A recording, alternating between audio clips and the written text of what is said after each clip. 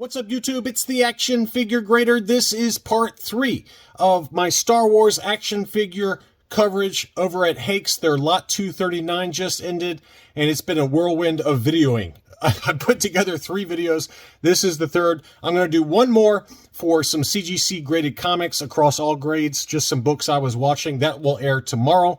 Thanks as always for watching. And I had to narrow this one down, folks. There were a lot of items for the Return of the Jedi, Power of the Force, Palatoy Tri-Logos, droids. I mean, there was so much that I could talk for an hour on just these figures and these particular lines. There were also a few bootlegs that sold. This Uze mint on card Darth Vader graded AFA 80. You will not believe the final sales price on this. It was jaw-dropping. So that'll be towards the end of the video, so stick around. Let's dig in. The first, we're going to start off with some Revenge of the Jedi proof cards, and we've talked about this in past videos. It does seem like Revenge of the Jedi proofs are coming down in price versus last year, and there are some good deals to be had on these proof cards if you're into those. This one was graded CAS 90. This one was for the Imperial Commander. It sold for $11.80. Good deal there. That's a really, really good deal for a Revenge of the Jedi pre-production proof card with the free Neonum offer. There, at the other end of the spectrum was the Darth Vader. It was graded AFA 85 archival case, and usually the big characters, the main characters, command huge prices even now on these proof cards, and this one was no exception. $5,551 was the winning bid. All of the prices I'm quoting are after the 18% buyer's premium that Hakes charges to the winning bid. So the value code was 2,000 to 5,000. It came in above that, $5,451. Several different proofs for Princess Leia. First is the Revenge of the Jedi proof card graded AFA 90. And this one actually came in low. I was a little surprised by this. The value code was 5,000 to 10,000. I personally was expecting like 6,000 easily. And it sold for $39.94, which I think, you know, again, I know it's a lot of money, but if you're into those proof cards, you're spending a lot of money. And $39.94, I think, for one of the main characters, Princess Leia, in an AFA 90 grade, that's a really good deal relative to past sales we've seen at Hakes. Here's a 65 back A proof card, Return of the Jedi proof, AFA 80. So admittedly, you know, a little bit lower grade than what a lot of proof card collectors go for. As we've talked about, AFA 85 and above are usually where you see the big prices.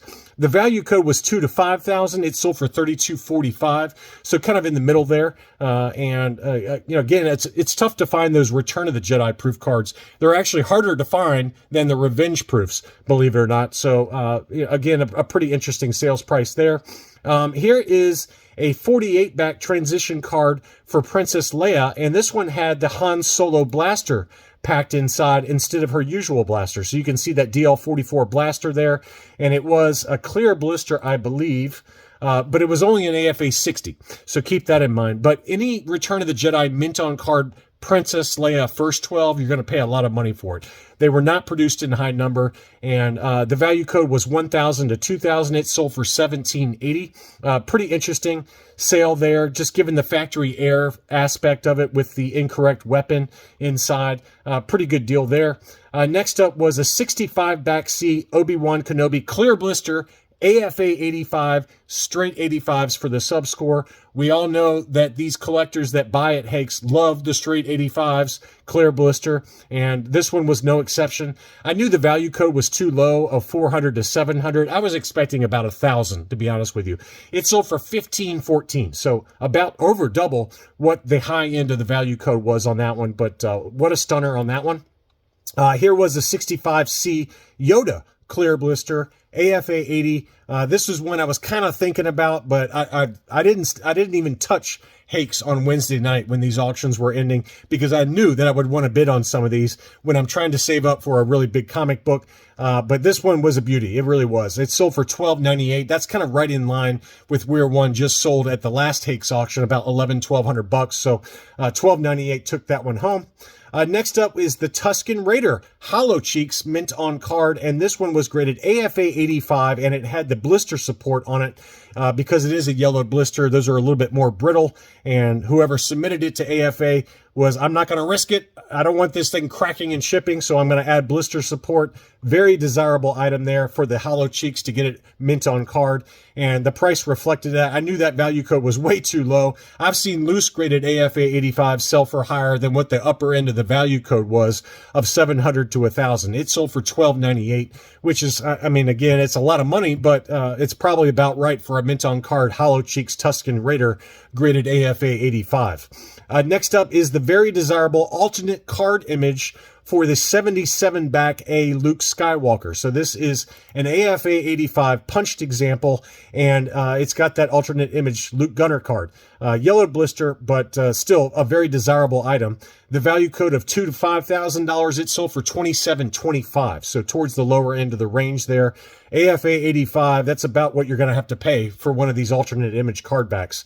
Next up was the coin offer Darth Vader, graded AFA 90, clear blister as well, 77 back A. That is just an awesome item.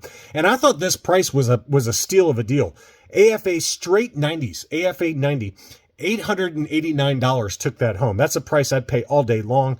What an awesome deal on that one. That's really tough to find clear blister, and to get an AFA 90 for that, wow, that's just unbelievable.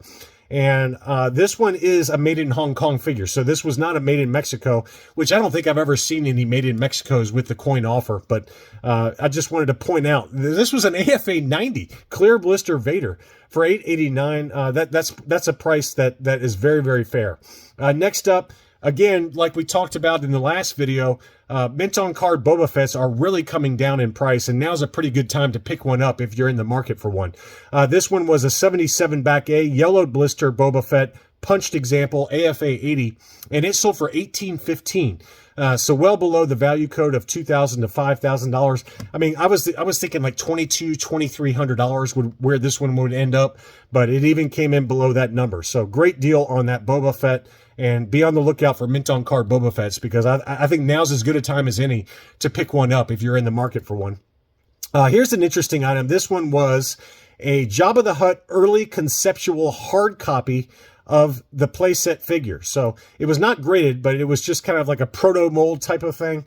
And very, very rare to get one of these. You can see the kind of early example prototype. It was listed for the value code was $5,000 to $10,000. It sold for $2,360. So, you know, if you're into these pre-production items, it did come with a notarized CIB letter of authenticity, but it's a resin hard copy piece coated in gray primer.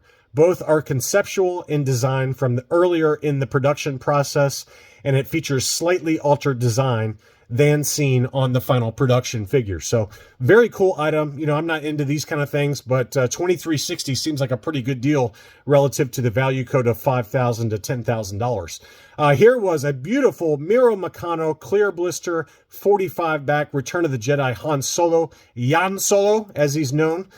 So here it is there. Wow, what a stunner there. It's got that oversized kind of French Meccano blister there, like you see on those rectangular Jawas. AFA 80, and it sold for $4,023, almost towards the upper end of the value code of $2,000 to $5,000. But that is a stunner.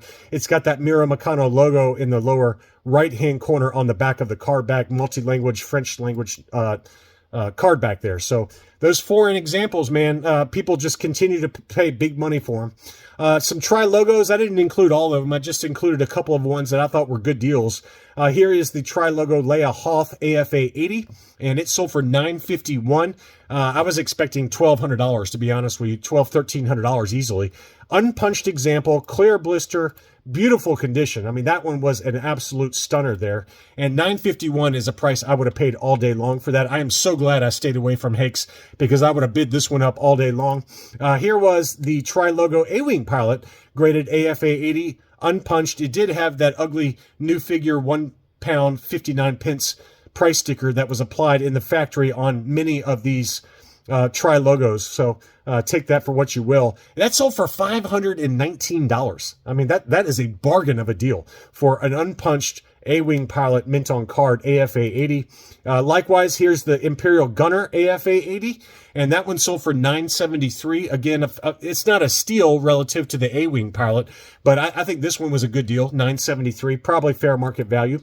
All right, here is that Turkish Uze 1988 Darth Vader bootleg.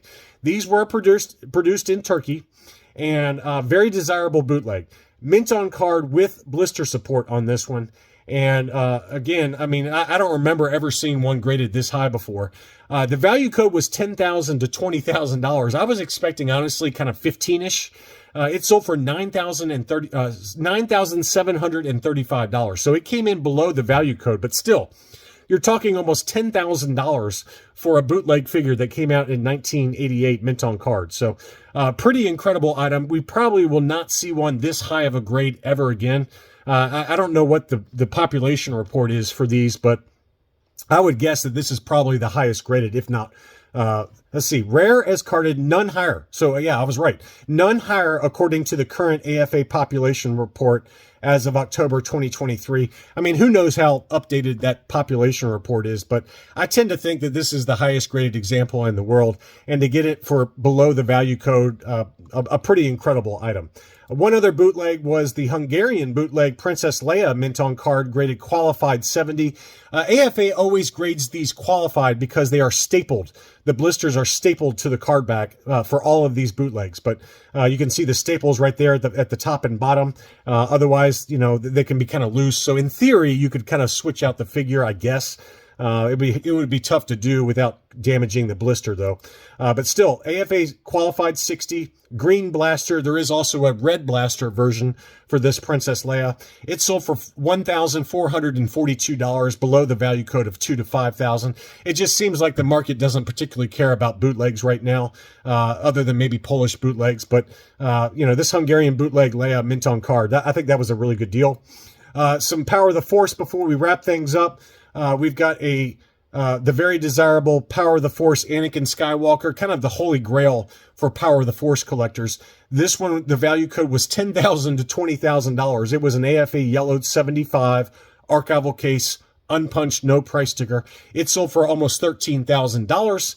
And then also the Yak Face is always a very desirable one. This is the Kenner Canada Yak Face, graded AFA 70. The value code was 5 to 10. It sold for $8,652. It did have the blister support around it, but lower grade. I would think at an AFA 80, 85, you're talking $10,000 to $12,000 pretty easily. But this AFA 70 sold for almost $8,700. Here is the Droids Boba Fett, graded yellowed 80. This one continues to go up in price. I mean, this goes against the trend that I was talking about of mint on card Boba Fett's being down. That's true, except for the Droids Boba Fett. This one continues to skyrocket in value. The value code was 5 to 10. It sold for $12,331, so about 20% above the high end of the value code. So they just continue to go up in price without any slowdown whatsoever, despite a slowdown in the general collectibles market. And then finally, we had, well, this is the same Yak Face. I accidentally pulled it up. So there were some other items, though. I mean, there were some other Droids figures. There were some, I think, some Ewoks figures, some play sets. I mean, all kinds of stuff out there.